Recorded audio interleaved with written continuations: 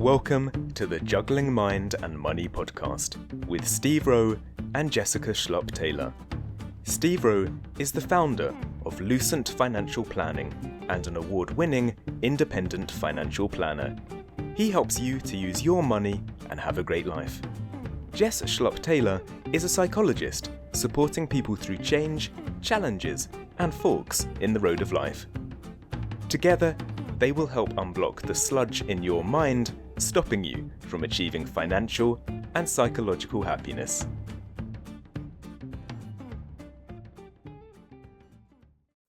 Hello, welcome to episode 17 of Juggling Mind and Money. I'm Steve, founder of Lucent Financial Planning and a chartered financial planner. Check it.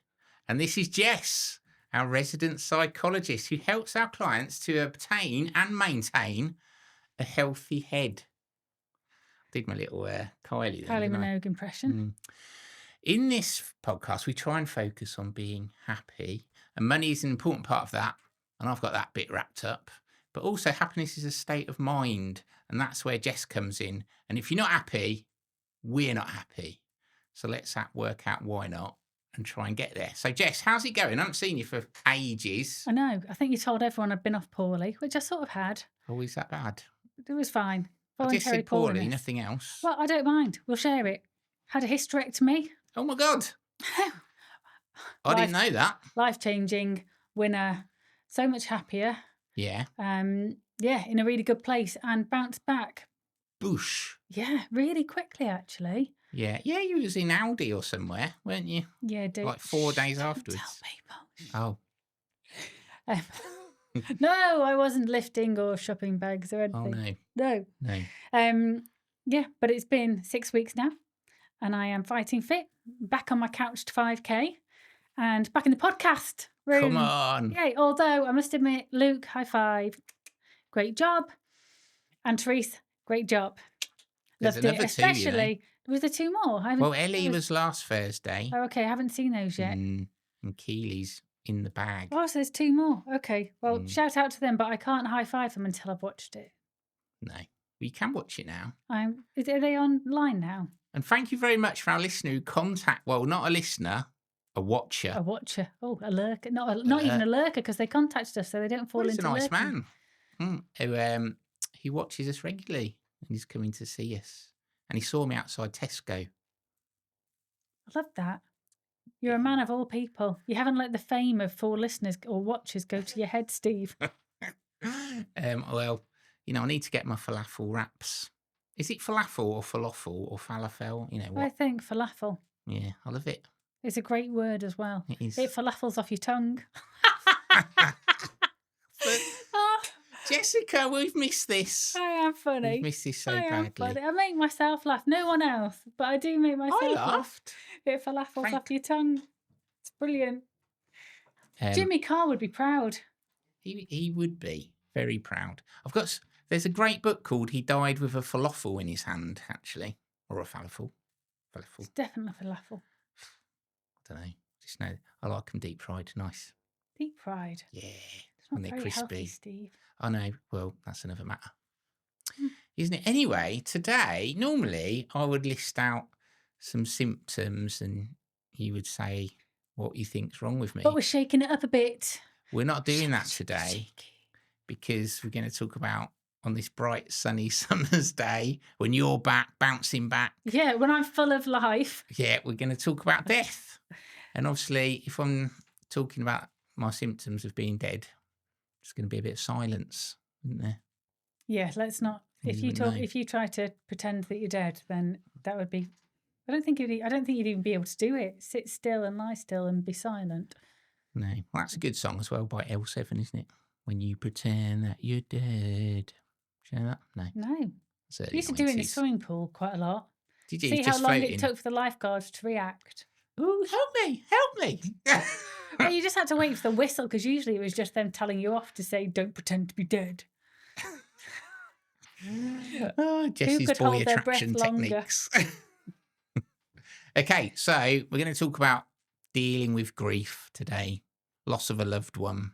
So can we start with what we define grief as. So today we are talking really about grief as linked to death, because when I talk about grief, it could be anything, couldn't it? it could be the anything. death of something. Well, it Doesn't could have to be the a death of person. something, could be a pet, but also it can be grief over loss of health, loss of job, loss of purpose, loss of relationship, loss of hair. I know it sounds daft, but actually there's a lot of people that can have quite a lot of emotional attachment, but grief means loss of to me. So if Right. anyone contacts me and feels like they're going through the grief cycle, it doesn't necessarily have to be linked to somebody's death, but today we are looking at death. That is very true. I've lost many a kebab at 12:30 after kicking out time on the floor. I've just fumbled it, and I've been very upset. Is that what you're talking about? Yeah, like the 2-year-old that drops his ice cream on the floor. Yeah. Oh, God, it's so depressing. Anyway, that is true. So, death of many things, grief, it's hard, isn't it? You get all sad, crying, or See, not you crying. say sad, and yet actually a lot of people, when they come to the room, are numb. Sadness is part of it. Some people are numb. Some people are really quite angry. And it can be angry at the world, but it can also be angry at the person that they've lost. Anger features quite a lot in grief. Does it? Yeah, and that's okay. I know it does. I am But aware also relief can feature. Yeah. If a loved one has been suffering for a long amount of time, then even though you don't want to lose them, you can also have a really big sense of relief. And yet when people say, how are you after you've lost somebody, it's not socially appropriate to say relieved. No. But the truth is that a lot of people, and it's perfectly okay to feel relieved, and it's perfectly okay to feel angry. And sadness is a part, but sadness is probably the socially acceptable aspect of grief. But there's so much more, and all of those in a private room with Jess or with somebody else or with a really good friend who understands should also be acceptable. They're perfectly normal. So tell me about the anger then. So I'm aware this happens, but is it common? Yes. So do most Really people common. go through that? People are angry at, if they're religious, they might be angry at God. They might be angry at the person that's left them. How dare you leave me? You can't leave me. I can't believe you've left me.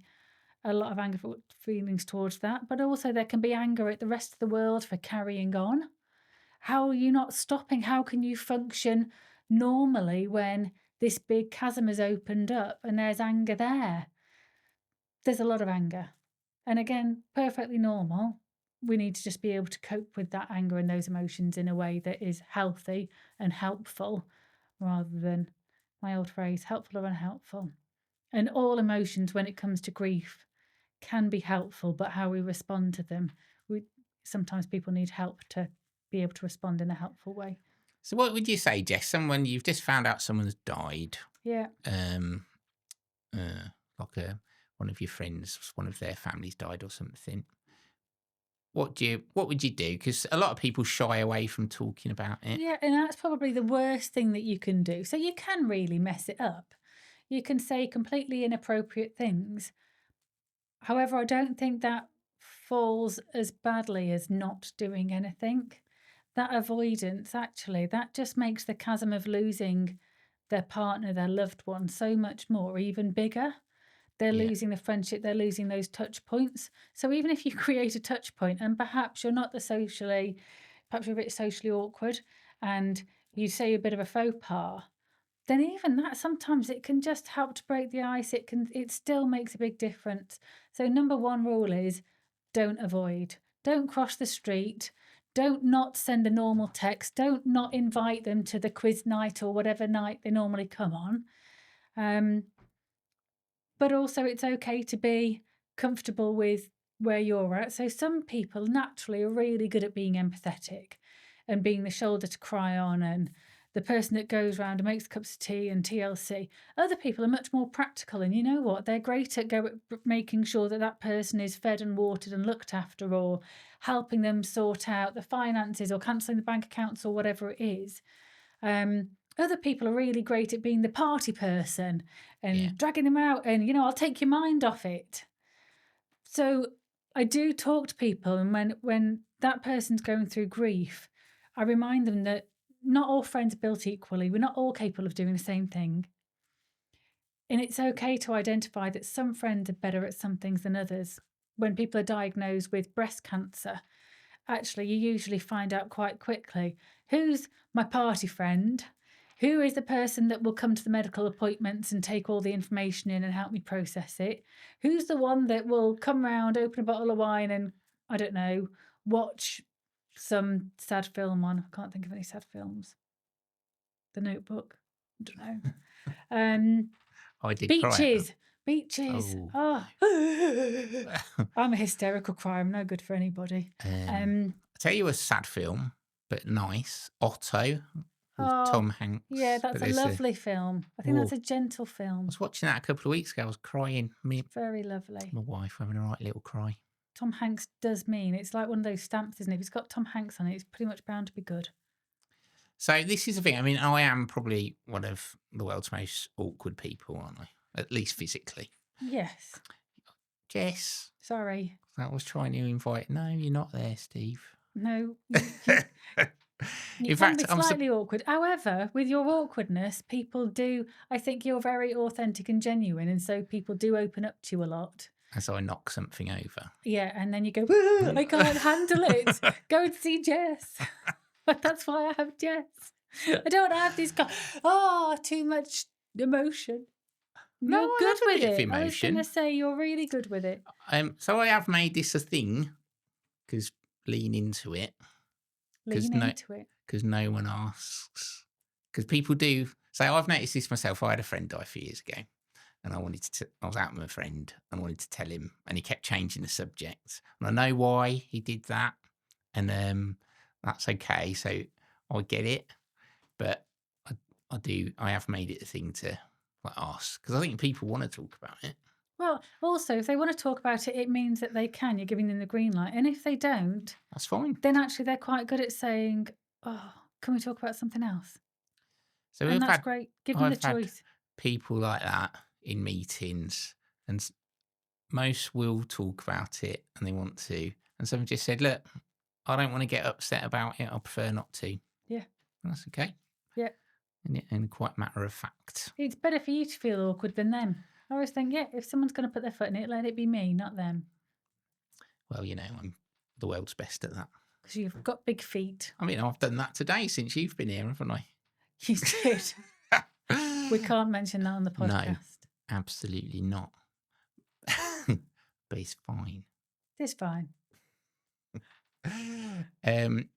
So when do you think people should come and see you? So I kind of think that's a really immediately, or is one option.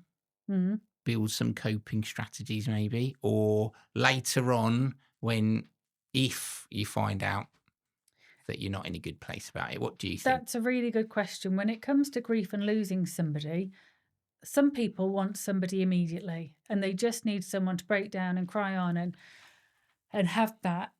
Other people, actually, they're so busy, and what you often find is that people, after they've lost their immediate space of time, after they've lost somebody, it can be months, because during those first few months, they are sorting out the funeral, they're sorting out the paperwork, they are helping perhaps that person's partner or loved one or immediate family cope, and there's very much a survival piece that goes on.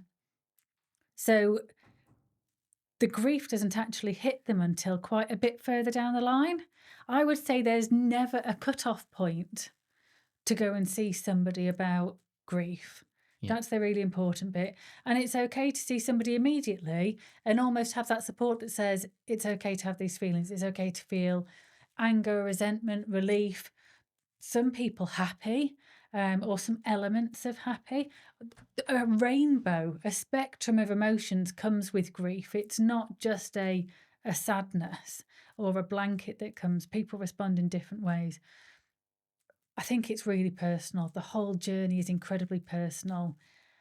What I would say is make sure that you You never reach that point where you think, oh, well, it happened 6 months ago, so now I can't see somebody about it, or I shouldn't be upset because it happened 2 years ago. It can take people 2 years, sometimes 5 years, especially if you've got things like little children. Yeah. And you lose a mum or dad. You're so busy caring for the family, perhaps caring for the parent that's left, as well as the little children, that you don't have time. And then 5-10 years down the line, bang, and suddenly, I didn't realise that I was so affected. But, you've had to survive for so long. And once you feel safe, that's when your brain says, whoa, we need to deal with this now. Yeah.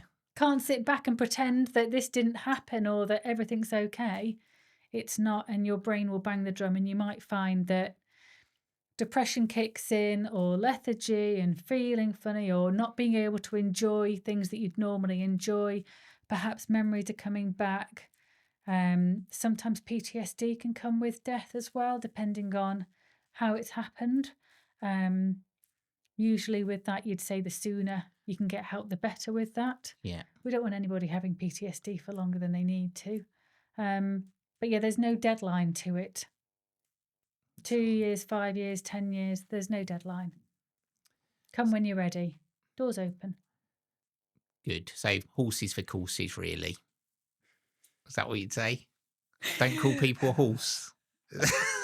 Horses for courses, Steve. Yeah. Everything can be a sporting analogy if you want it. Yeah. To be. If you want it to be. Yes. I love sporting analogies. I love sport. So, but horses for courses. That's a good one.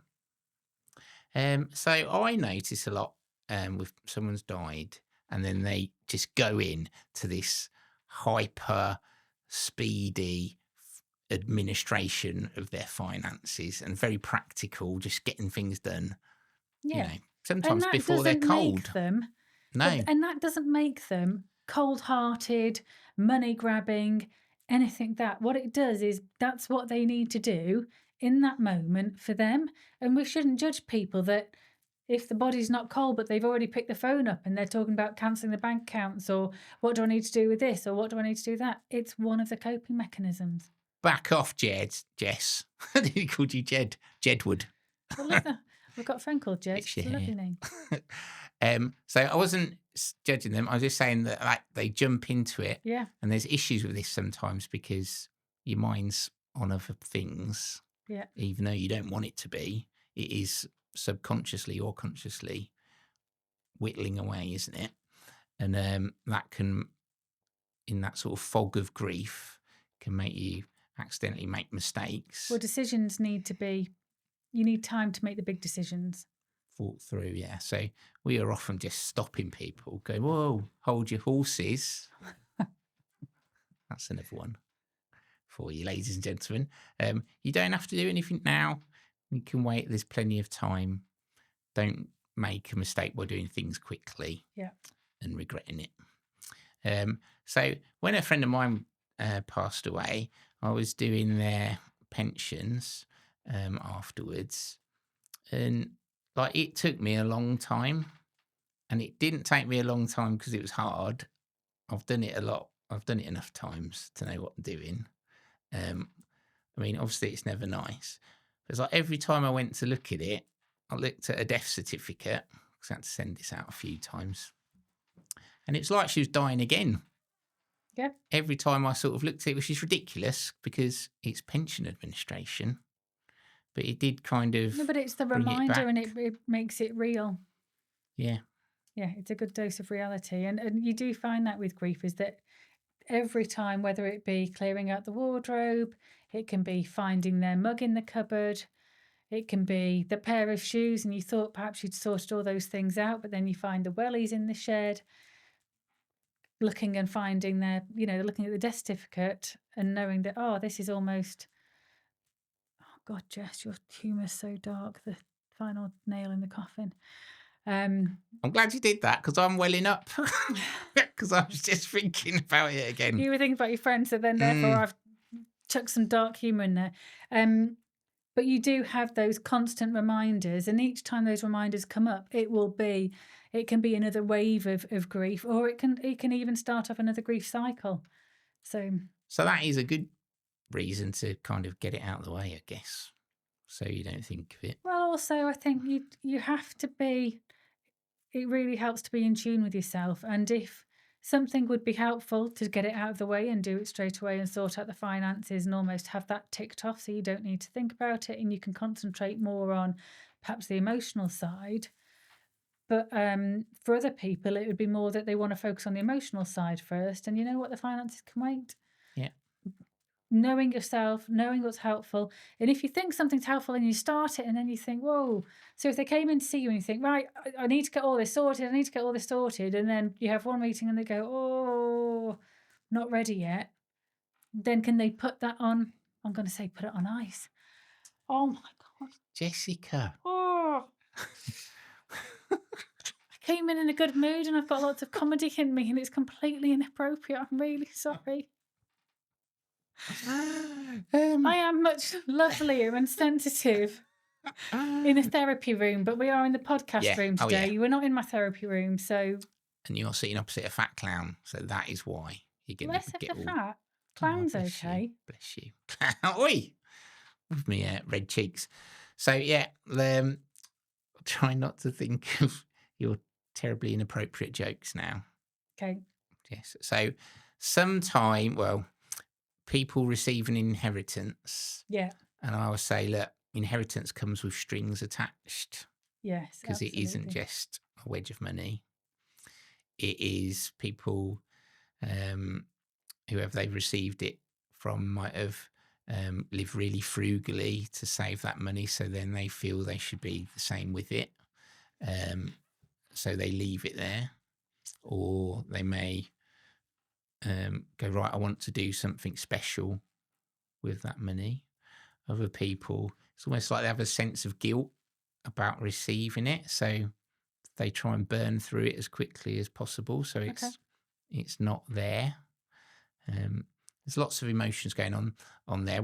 What do you think is the cause of that, and how could we perhaps... With money and being left money by a loved one, there's a huge amount of history tied up in that. Like you said, there's a pattern of perhaps the person spending behaviours that have passed the finances on, and there's a certain amount of respect for that person then about what you do with it. There's a relationship. Was the relationship good? And let's not pretend that all relationships and familial ties or ties like that are positive.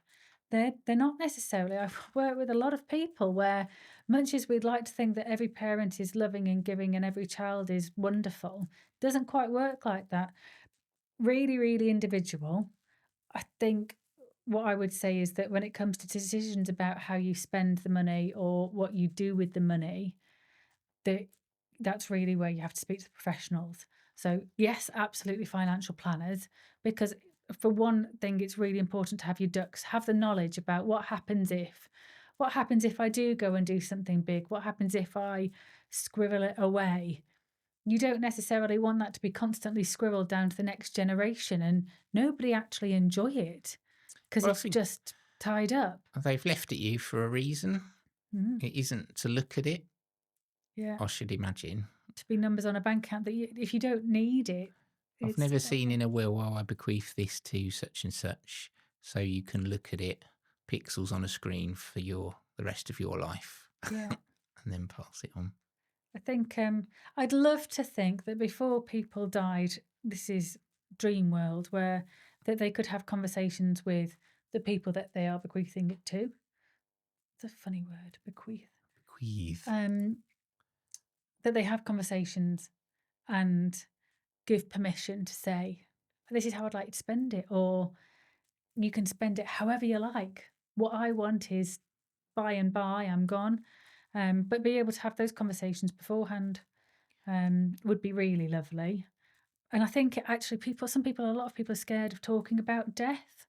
What happens when I'm gone? I know that, shout out to my brother, he used to get really upset any time that we spoke about will of my parents and things like that, whereas I am much more pragmatic. And so tell me what you want, tell me what you need.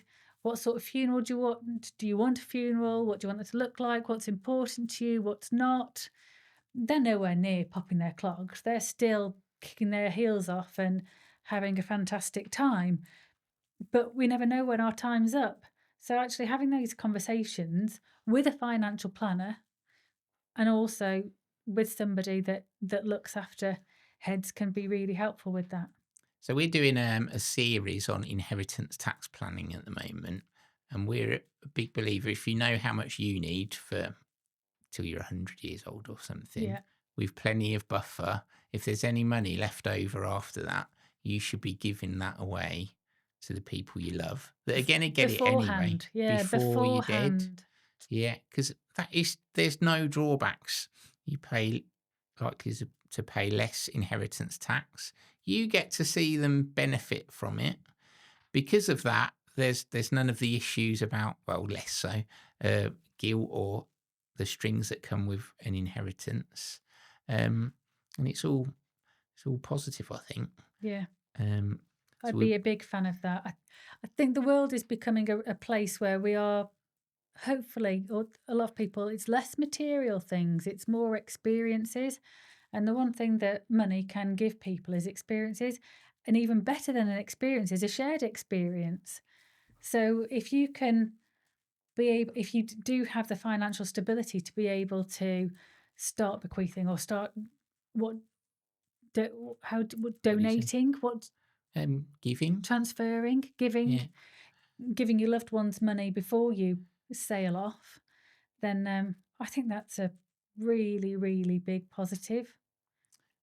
I think in an example, say it's grandparents, when you're a child, you don't really remember the toys you were given. You'll remember some, like The my red bike. Action Man bunk bed, or your bike, right? Yeah. You remember some. Mine was a pink bike, not red. But you won't remember many of them, but you will remember the day trips you had with your grandparents, say, or Disneyland. Yeah. Or whatever it might be. Just those little magical adventures, the Yeah. little touches. Yeah.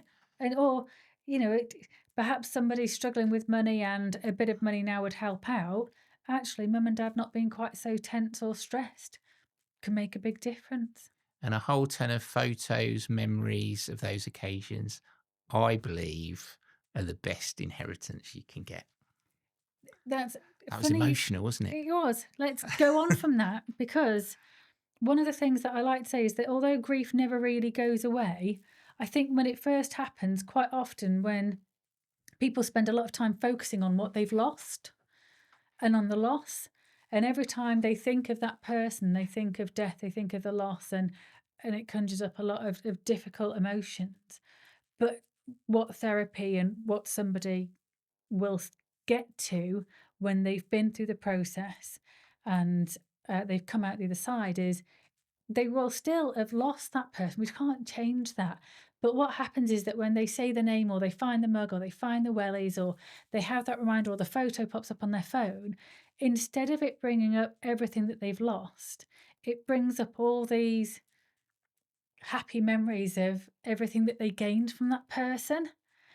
And so when you're sharing your money with them before you pass away, actually what you're doing is you're filling that tank up full of all these wonderful things, so that when they've got over the loss, that they hear your name, and instead of thinking about the sad things, they think about, oh, that one time, this time, do you remember when? Do you remember when we couldn't stop laughing? Do you remember watching the sun go down on the beach? Do you remember all those wonderful things that make us feel warm and loved and cuddly? Yeah. That's what you can do.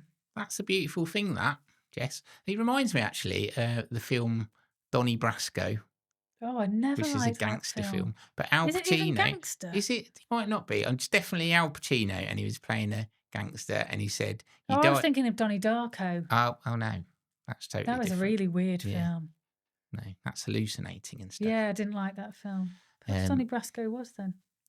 Gangster film. Sorry. Anyway, you die twice. When you die, and when the last person that remembers you dies as well. Oh. And that's kind of like, if you're evoking those memories in that person's mind. Yeah. 50 years into the future. I just think, my favourite, and it is one of my favourite areas to look after people on and to have provide therapy on is grief. But like I said to you earlier, it is one of those areas where I do often get a tear in my eye. And I know we should be hardcore therapists, but it's very difficult, especially when you can help them find peace. Yeah. And I think peace is probably easier to come by if you've ideally had conversations beforehand, but also had those a lot more positive shared experiences beforehand. I think that piece, that remembering somebody and then filling your heart with joy, I would love that when I go, I don't want anyone to get sad about it. I just want them to think, oh yeah, do you remember that time when Mum danced around the kitchen to Hips Don't Lie and thought she was all that and a bag of sugar? And do you remember when Mum twerked and thought she was beyond those? I want that. I don't want the sadness. No. I just want Or to the sing anger. Shakira. Dun, dun, dun, dun, dun, Right. dun, dun. We're going to an ad break now. Okay. And afterwards, we're going to come back and talk about our own mortality. Oh, 104. And now a message from our sponsors. Jess, Steve, there are no sponsors. This is embarrassing. Hello and welcome back. Today we've been talking about grief. We're going to carry that on a bit about how we might think about our own mortality and what that means. So I think about this occasionally, fairly regularly. Do you? Yeah. I mean, I think it's because I'm talking about death all the time. On a regular basis? Yeah. Not all the time. Well, not all the time, but obviously with our clients it happens a lot and we need to talk about it when, what you're going to do until the end with your life. So that can bring you down. So how can we avoid, because, it's what's that saying? Don't let the impending darkness spoil your daylight, or Monday morning spoil your Sunday. The whole bit of death, it's completely unavoidable, isn't it? It's going to happen. But it doesn't mean that we have to get darker and darker as we lead up to it. Why can't life get better and better as we lead up to it? Why can't it? Why can't it? It doesn't have to. The impending darkness, I don't think I see it like that. Hazy summer evenings. They're nice, I think there's lots of things that you can look forward to, but it is important to make sure that the joy of life continues for as long as possible, whether that be that you've got enough finances to make yourself and your loved ones comfortable, and whether you've got even more finances, that then it means that you can do more shared experience with people further down the line before you go. I'm told my children when I was very young, not that when old. I was just a little like that boy. Yeah. Yeah. No. Girl. They were all worried about death. They must have done, I don't know, Easter or Christmas or something that put the fear of God in them. I've done it again. And they were worried that Mum might die. And I said, it's okay, 104. That's my number. I'm going to die when I'm 104. 104, no more. And it has stuck. That's where I'm at. So, but I do intend to live a really awesome lifestyle, whatever that looks like, with whatever finances are available, up until about 103. And then I don't mind declining quite fast. Year of administration. I know I don't have much say in it, but, if we are going with the 104, that is my plan. Well, that's what we're going to do then, isn't it? What's your park run time? Well, I'm doing couch to 5K at the minute. After my hysterectomy, I'm time? back at it. I'm not really a runner, Steve. The people with the Zimmer frames go past me. But I'm out there and I'm going faster than the person sat on the sofa. That's what Steve Cram tells me. And it's weird because when I was a kid... to him. He's great. Yeah, my dad... Are you breathing correctly? Seb Coe and Steve Cram were my dad's heroes. And I grew up watching the athletics and listening to them. And now I'm jogging and I've got Steve Cram talking to me. It's great. It is great. Chest up. Lift your knees up.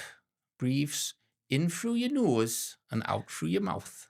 I think that's a bit extreme for Steve Cram. He's not that... Probably a bit more Steve Bruce than Steve Cram, that. But I will. My aim is not to do a park run. There's too many people. That's far too sociable for me. It's brilliant. It's well good. But I will do 5K, possibly 10K. And actually, this is for my dad, who's 78 currently, and I have never been able to keep up with him. It'll be a very sad day when I can, because the man's a machine. And I know he has slowed down a bit and he runs off road more now. But for his birthday, I'll go for a jog with him. Aw. So hopefully he'll still be able to beat me. And much as I want to get fit, I still want my dad to be that couple of extra and just say, Jess, put a couple of extra inches on your stride. Come on, Jess. And that doesn't even cost any money to go jogging with my dad. So yeah, for his birthday, we'll go for a jog. Anyway, all that life-affirming jogging. Back to your own mortality. Yeah. So there's a fella called George Kinder. He's a very nice man. He wrote a book called The 7 Stages of Money Maturity. Oh. And he asks 3 questions in it. Oh, we're going to go through them now. Right. You're going to ask me? Is that putting me on the spot? Well, no. Oh, thank God. I was going to state what they are. Yeah, let's just talk about the questions. Because having you going, I don't know, that isn't very entertaining, is it? No. So he asks these 3 questions, and it's about, hey, we know there is an ending. Yeah. We don't know when it is, right? Could be a long time, could be a short time. How do we sort of determine what should we do with our life, with our remaining time, however long that is? So he asks these questions. So I want you to imagine that you're financially secure and that you have enough money to take care of your needs, both now and in the future. The question is, how would you live your life? What would you do with the money? And would you change anything? Then you'll get the responses from that. And then you'll say, okay, now imagine that you visit a doctor who tells you have 5 to 10 years left to live. The good part is you'll never feel sick, but the bad news is you'll have no notice of the moment of your death. What will you do in the time you have remaining to live? Will you change your life, and how will you do it? So here it's putting a bit of there's an ending, a full stop. We haven't got 30 years. So actually quite similar questions, but we've gone from open-ended to then 5-10 years. Because you put stuff off, don't you, when it's open-ended? Yeah. So now you haven't got as much time. What are you going to do? Who are you going to spend it with? I get quite tearful thinking about this. I could just hug my kids. Oh, mate. Don't think I'd let them go. Sorry, kids. No. You still twerk and everything, though, would you? Yeah, around the kitchen. Yeah. I'd have everyone twerking around the kitchen. Twerking, Come on! mama. Get that hips don't lie on. That's the song. Especially Seb, my middle one. He looks at me and cringes when I do it, so therefore I have to. Of course he does. To up the level of embarrassment even more, because he just dies from it. And sometimes I refuse to make him dinner, or I refuse to take him to golf until he's twerked with me or danced or done some other thing embarrassing. It's good to get at one with embarrassing things, I think. Yeah. I mean, I've had to, but it's good for everybody. Good for everyone. Be out of your comfort zone. So 5 to 10 years, what would you change? Yeah, now that you've got a mini deadline on it. Yeah, so I think these are valuable questions to go through. Write down a list, perhaps. Is it worth people doing that bit as well to discuss with their financial planner? Definitely, but go through it on your own. Yeah, but they can bring in the answers and almost think about it. And absolutely, because when you put an ending on things, this is where, the urgency, we've only got one life, we think, right? We need to do something. We might as well live it as if we do only have one life. Yeah. Even if there's more, you still don't want to waste it. Dance like no one's watching. Yeah. And that brings us on to then. So I was saying this is useful to do by yourself and then bring in to chat with you, but also to do with your partner. Yeah. Because what happens if you both go off and do it and you come back and you realise that there's quite a lot of differences, and there's nothing wrong with differences. Actually, understanding those differences will make the rest of the journey a lot smoother sailing if you can communicate and talk about these things. Yeah. So if anything, more important when you're in. But you can watch or do those things that person wants to do with them, can't you? And that's nice. With and them vice or without versa. them. And it doesn't, not everything has to be together, not everything has to be separate. With or without you. With Bono or sang. without you. That's it. I can't breathe with or without you. Oh my God. Sorry, Sorry. George, the editor. You're going to have to try and smooth that out. You too? Is that you or you too? It is you too. Finally, this is the last question. Imagine your doctor shocks you with the news that you only have one day left to live. Notice what feelings arise as you confront your very real mortality. What dreams have you left unfulfilled? What do you wish you had finished or had been? Who do you wish you had been? Who do you wish you'd spent more time with? One day. One day. It's very short, isn't it? Very short. It's hard, but I think that really focuses, I know, like but you I'm far hugging too your logical. kids. I want to be on probably a beach in Greece with the sea, but then I was thinking I don't want to waste my time in the Birmingham airport. That would be a Oh, real God. waste. So No. I'll settle for Croyd Beach, Croyd, where's that? North Devon. It's very, Is it? it's lovely. Is it famous? Saunton Sands, probably. It's quite gentle. It's less, yeah. Because I can have the dogs there as well. So Without I think having to get stuck at Birmingham airport. No. Oh, God. You don't want to be in an airport. There's So soulless places. the other good question is then, one of the good things to make you think about actually how am I living my life is imagine you've died. What would you want to hear? And you got to watch, whether it be the funeral or the wake or whatever it is. Isn't that the party you want to go to? Well, what would you want people to say about you? What would you want to be remembered for? All those different things. Do you want to be for the person that's really good at saving and doesn't do anything? Do you want to be the person that some people like climbing mountains, some people like giving to others, but what would you want to be said? And actually that's almost then the journey, and that helps you to decide what I'm going to do with the next 5-10 years of my life. Well, we did this, didn't we, together? And you said you'd just like to have our podcast rolling over and over at you. Can you imagine? What music do you want as you get pushed into the... But I don't want music. I would like the podcast, please. With or without you. Very good. That's right, Jess. Right. That's it. Those are good things to think about, I think. We're going to go now to Sockology. And now for Sockology, where Jess and Steve review types of sock and how your socks affect your mood. Right, Sockology. We haven't got any special socks on today, but I was at a conference a month ago, and a listener who is also a financial planner. He's a great guy. His name's Darren. I won't give his surname because his socks are quite offensive. If you're watching on YouTube, you'll see them. And I might say it out in a moment. But he literally got his leg up and said, Steve, look, this is my Sockology thing. I was like, give us a picture then. That's brilliant. So people are listening. I want to meet him based on his socks. I really want to. He had another pair the next day. Is he local? Can he He's come in for a cup in of coffee? Derby, North Derbyshire, I think. Darren, next time you're in Solihull, come for a cuppa. Yeah, he's a nice fella, Darren. So it says, what does it say? They're I'm yellow. A ray. Yeah. I'm a ray of beep sunshine. Yes. In capital letters because it's shouting it. I'm a ray of sunshine. That's right. And he is. And I think that's quite a nice juxtaposition. That's a good juxtaposition pair of socks. Yeah, so these are the type of socks that you wear and no one knows you've got them on. But it does tell you that you've got a good personality. He has. You think about them when someone might have wound you up the wrong way. Don't be miserable, Jess. I'm a ray of... Look at my socks.